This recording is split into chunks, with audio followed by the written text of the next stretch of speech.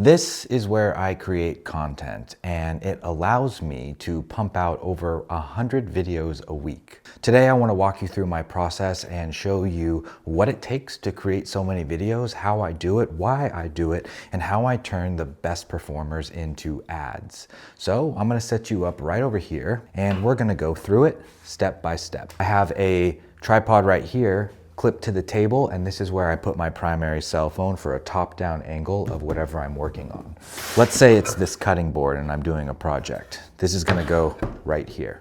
Then I take another cell phone and I put it right here to record a face-on version so they can see me, the human, making the projects. And lastly, I have an additional cell phone that I'll clip right up here for a top-down angle. I shoot in 4K so that we can zoom in. So I have 1, 2, 3, 4 camera angles, 5 if you count the Meta Ray-Ban glasses that I wear to get those close-up first-person view shots. Now, before I show you the exact steps and everything, I want you to see the lights.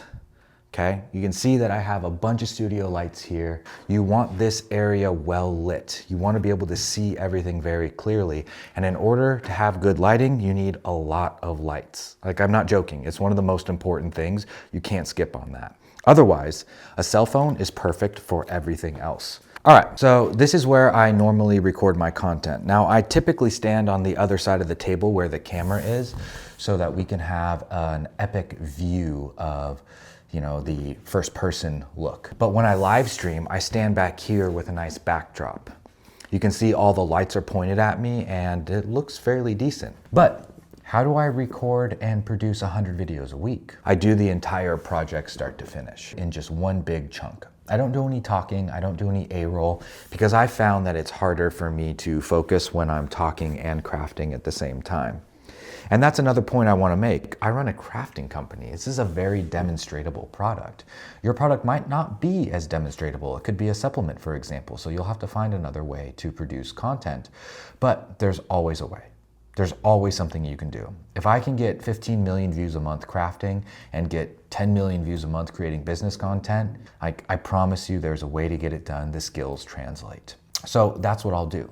I'll do a whole project, I'll set it out over here like this, and I'll film it with all the cameras. Once the project is done, I stop the recording and I make sure that everything uploads to the iCloud. You can see this one's uploading to the iCloud right now. See, each one of these cell phones is signed in to my Apple account, and so that means all of the images are going to be pulled onto my phone.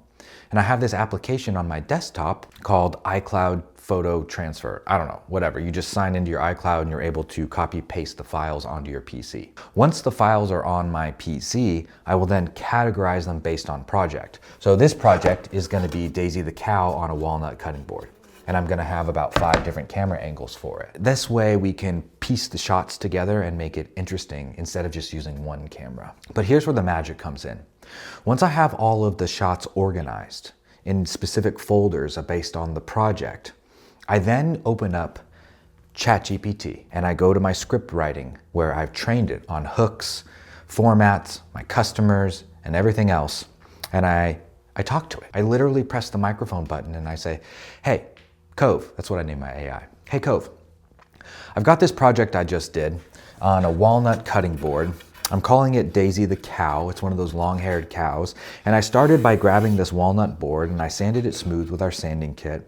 And then once I wiped it off, I applied the stencil, rolled it down, made sure it was really tight. And then I applied our scorched paint and I scraped it all over the stencil.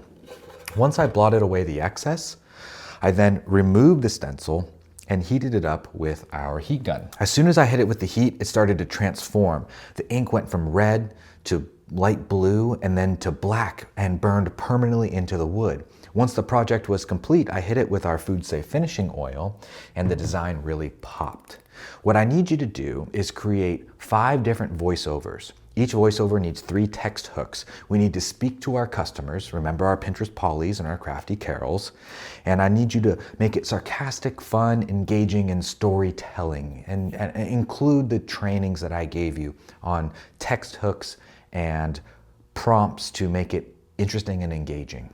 I'm also going to attach a picture of the shots that I have so you can get some more context for the video scripts.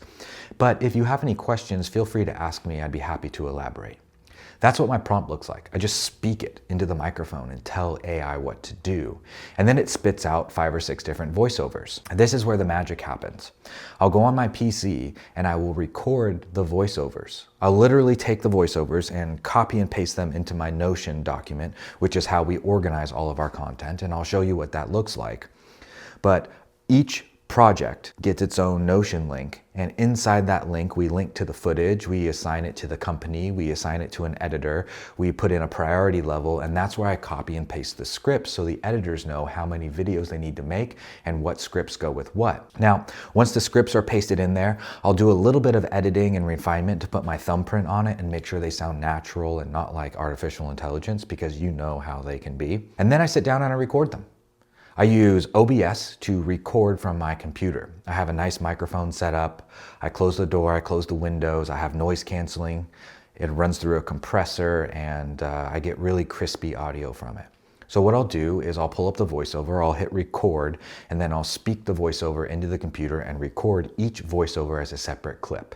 I then take all 5 of the voiceovers, put them in a folder, and then put it in the folder with the footage. Once that's done, all of these files, each one of these projects gets uploaded into Google Drive, and I copy paste the link into the Notion file.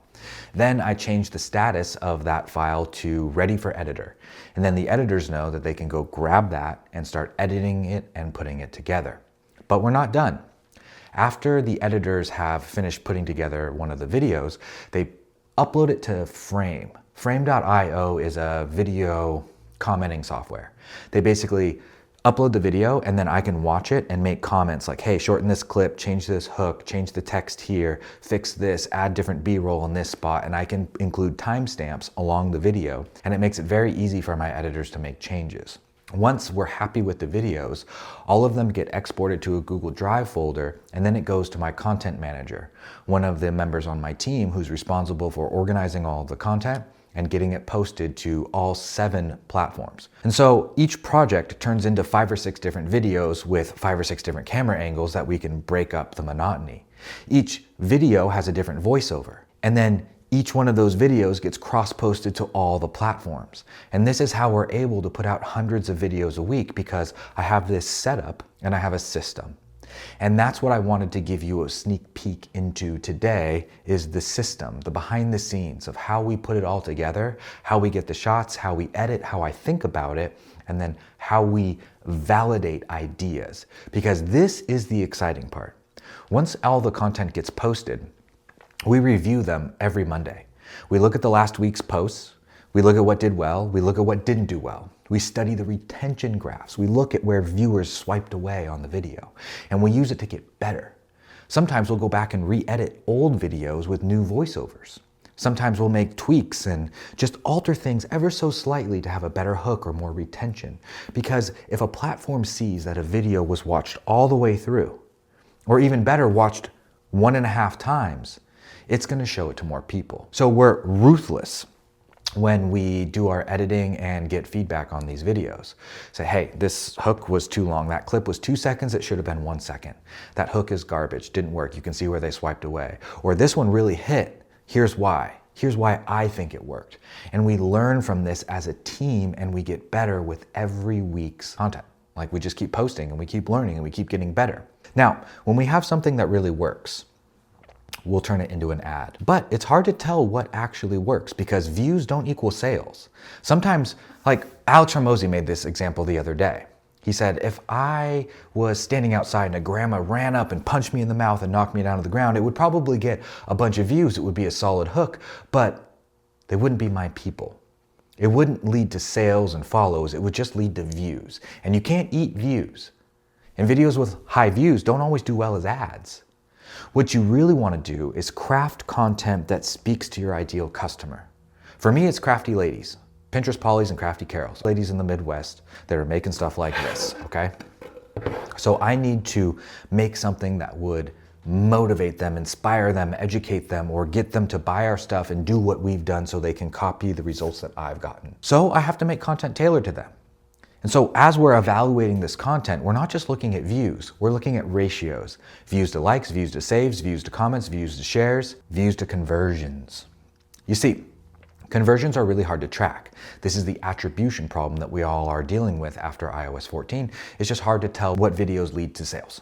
It's really hard. Unless you're using a tool like Triple Whale, Northbeam, or whatever, it's almost impossible.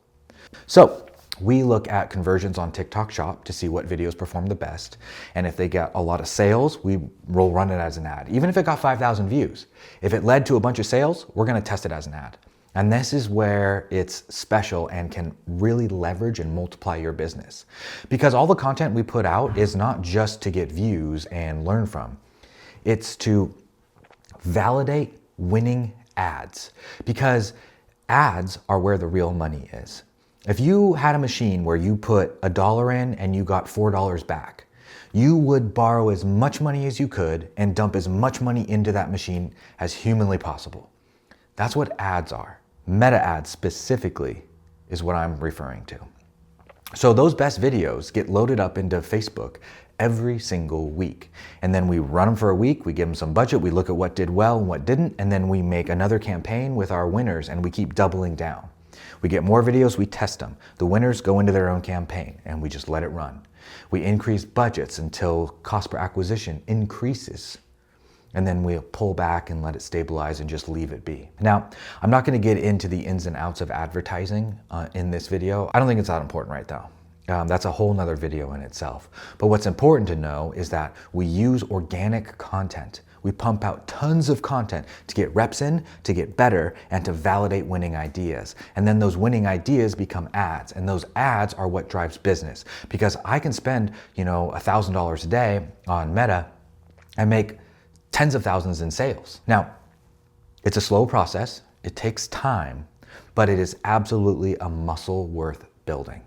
You see, I have over 10,000 videos under my belt. I've been creating content for over 5 years.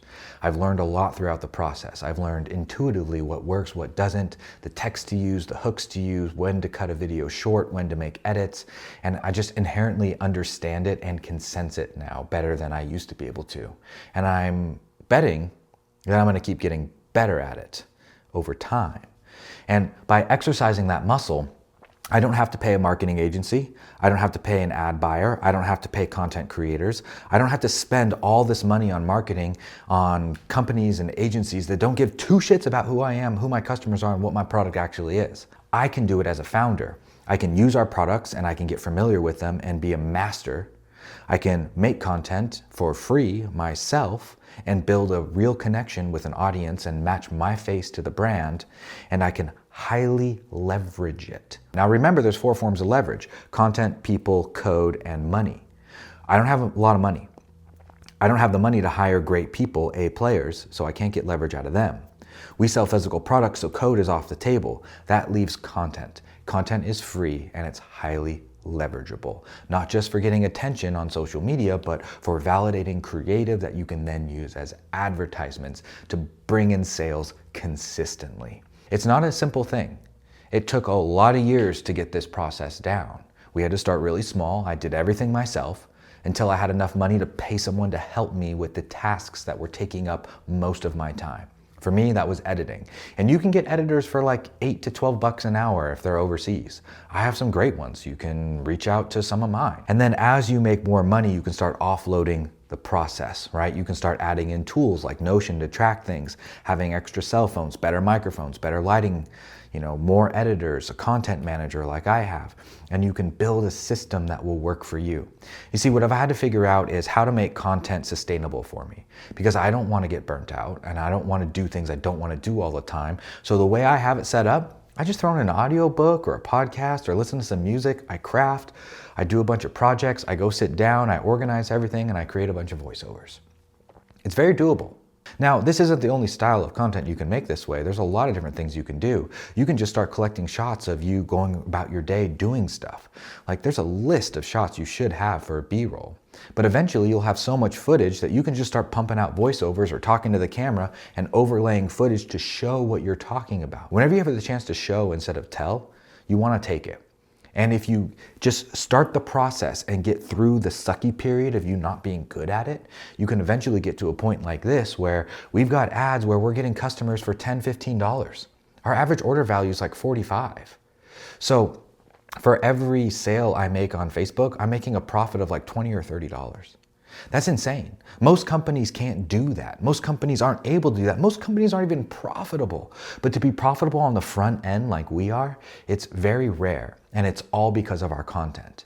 And I'll leave you with this last metric because I think this really will drive it home. 33% of our sales, 33%, so a third of our sales, come from ads. We make so much profit on the front end on those ads that it pays for the entire company. It pays for all of our overhead, all of our salaries, all of our inventory, all of our marketing spend. All of it gets paid from the money we earn from ads. 67% of our sales comes from organic content, the process of testing and putting out tons of videos. All of the money we make from those sales drops straight to the bottom line, and it's profit. It's profit. Money for us. Money for the business, money to hire better people, those A players, money to get leverage on spending more in advertising and buying more inventory, money to pull out of the company and fund our lifestyle and feed my family. And it's all because of content. So if you're on the fence or you're thinking about it, every business needs a creator. Every business needs someone to make videos. Every business needs someone to get attention, because if nobody knows about you, they cannot buy from you. Content has led to all of the good things that have happened for us. It got us into retail, it validates our ads, it brings in money for the business, and it's turned me into a better operator. Not only am I more well-spoken and more articulate, but I removed all the ands and ums and you knows. I don't think you've noticed that yet, but now that I've brought it up, you will have noticed. I don't say you know and or I don't use filler words anymore because I've listened to myself talk so many times that I cut them out. I don't like it. And that translates into when you're having conversations, coaching soccer, or when you're meeting parents at your kid's school, or when you're applying for a job, or when you're hiring an employee. It all comes across. So not only will making content make your business better, but it will turn you into a better human, a more capable human with higher agency. If that's not enough, I don't know what to tell you, but I will leave you with this. Founder-led content is the most powerful form of content. It's not influencers, it's not TikTokers, it's not an army of affiliates, it's not high quality YouTubers. Founder-led content. When the business owner is getting in front of the camera, explaining, talking, articulating, and pumping out videos, it is by far the most powerful form of marketing and advertising in today's age. Attention is on cell phones right now. And in order to pop up in that feed of attention and consumption, we have to make interesting videos. And it's a lot easier to make an interesting video if you're talking to the camera and showing people what you're actually doing. Take from the process I've put together, take what you like and leave what you don't, and build the content engine for yourself, because there's no other way to get sales and attention for free other than creating founder-led content. And in my opinion, man, it is just so powerful and life-changing. I hope this video helps. If you have questions, let me know. Otherwise, I will leave some links to the resources and things that I've talked about in the video. Now go make a video and get it posted.